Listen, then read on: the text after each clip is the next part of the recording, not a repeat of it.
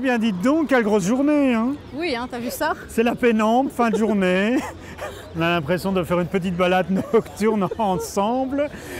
On vient de passer toute une journée à parler d'architecture hospitalière parce que tu organises un événement qui s'appelle Building for Health. On va avoir 6 speakers en première partie. Ils vont faire des présentations assez courtes, de 18 à 20 minutes maximum.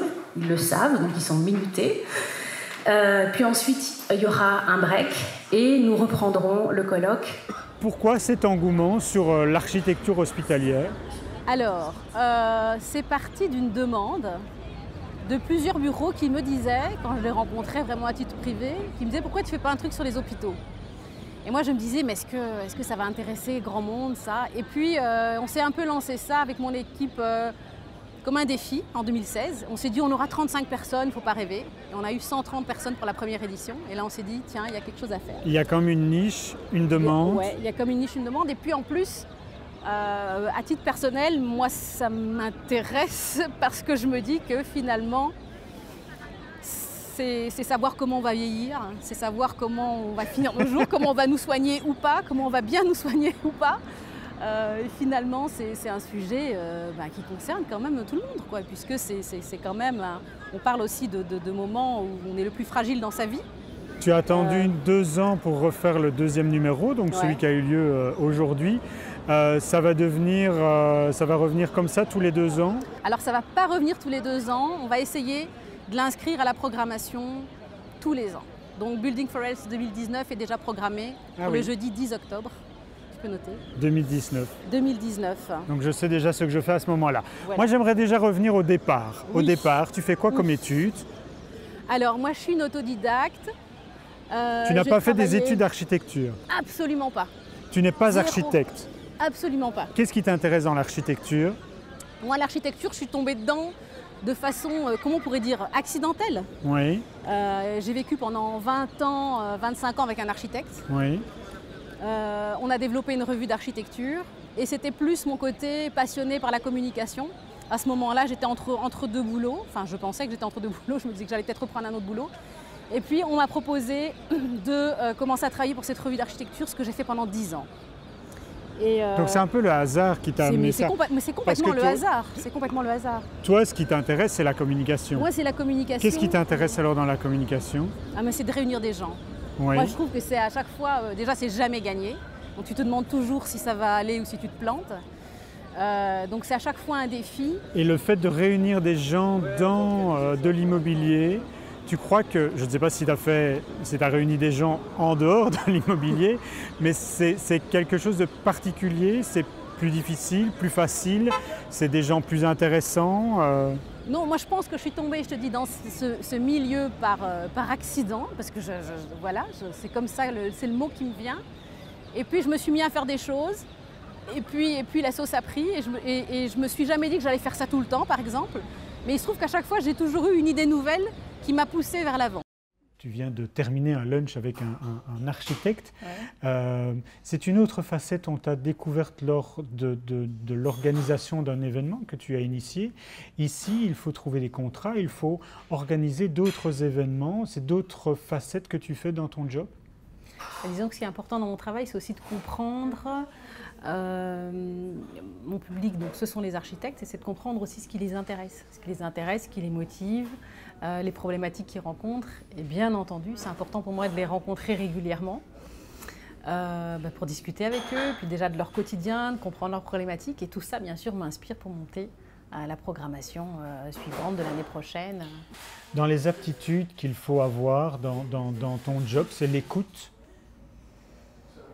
Oui, sûrement, l'écoute, s'intéresser aux autres, avoir envie de faire des choses, même quand c'est difficile, se dire qu'on y va quand même, sans savoir. En tout cas, c'est sûr, c'est en rien lié à la sécurité, ça c'est clair, puisqu'on est toujours dans l'incertitude. Ah mais non, c'est pas du tout facile, mais comme plein de métiers, je suis parfois en contact avec d'autres corporations qui disent que c'est la même chose, quoi. Donc il faut accepter de commencer avec cet inconnu. Mais il y a également, justement, on parlait d'écoute, de savoir les tendances, etc. Mais il y a aussi transformer ce projet pour qu'il soit rentable. Tout à fait. C'est ça le problème Oui, principal. parce que des idées, comme on en discutait il y a 2 minutes, des idées, ça manque pas. Donc tout le monde a toujours plein d'idées pour Ouais. faire plein de choses qui vont être géniales. En fait, quand tu viens, tu dis voilà, j'ai une idée, et eux, ils disent ah oui, mais non, tu devrais faire ça. Donc ça, c'est l'écoute. Ouais. Mais après, tu dis oui, mais ça va coûter autant. Et là, Et là, là, c'est ben, un grand l'architecte- blanc d'un coup. l'architecte n'est plus ici au lunch, il est parti. Non, mais Tu lui as demandé trop cher, il s'est dit non. On va garder Non, Emma, c'est-à-dire au moins que- lui. Non, mais c'est-à-dire que ce que je leur explique souvent, c'est que des idées très bonnes, il y en a plein et tout le monde en a. Il n'y a pas besoin d'être organisateur d'événements pour avoir une bonne idée. C'est ensuite comment elle va être réalisable, comment elle va être viable économiquement. Comment est-ce qu'on va faire pour qu'il y ait des gens qui aient un intérêt aussi, qui s'y retrouvent aussi financièrement et qui vont être nos partenaires, qui vont nous soutenir, qui vont nous permettre de faire en sorte que le projet soit viable. Parce que c'est toujours pareil, quoi. Sans financement derrière, ton projet ne voit jamais le jour. Donc voilà.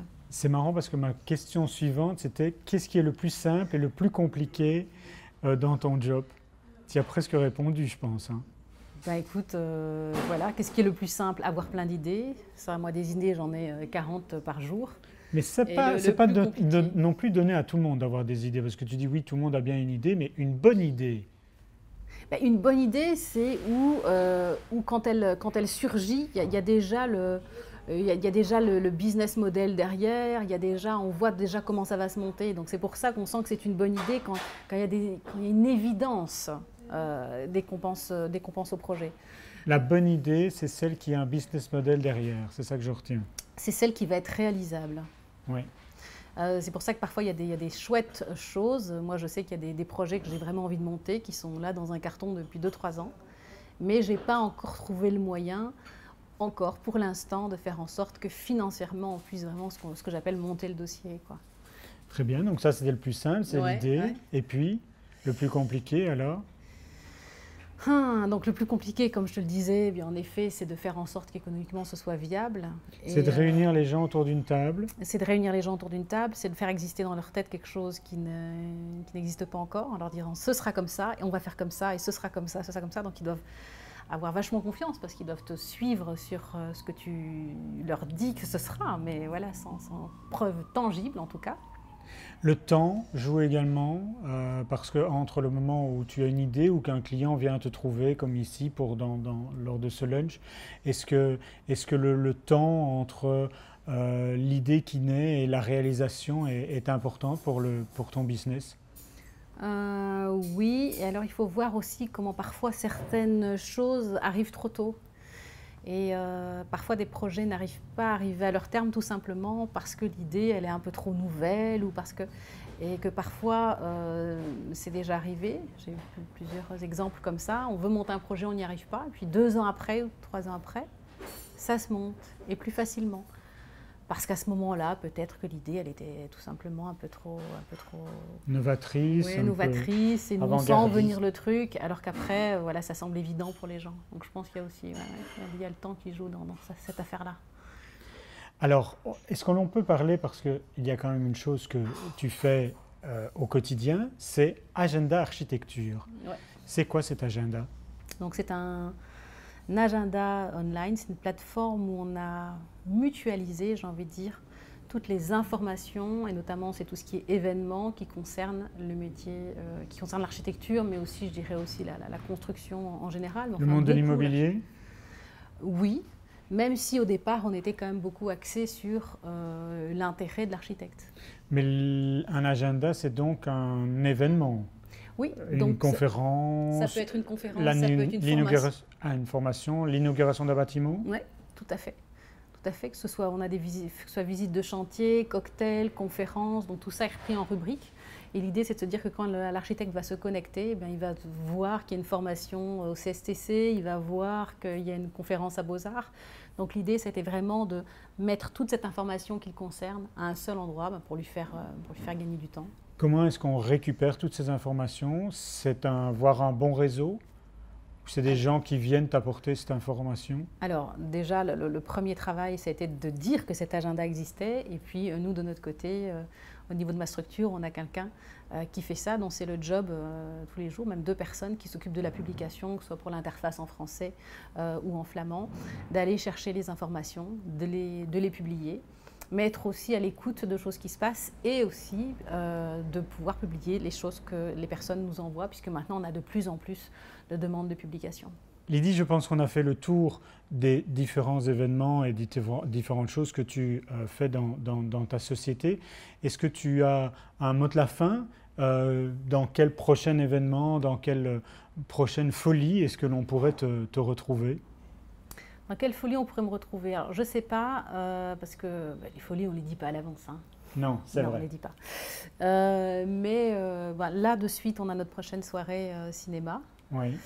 On va clôturer avec cet événement, en tout cas pour nous, on clôture pour cette année. Pour cette année. Mais donc, ça veut dire que on pourrait résumer que la suite se passe sur Agenda Architecture?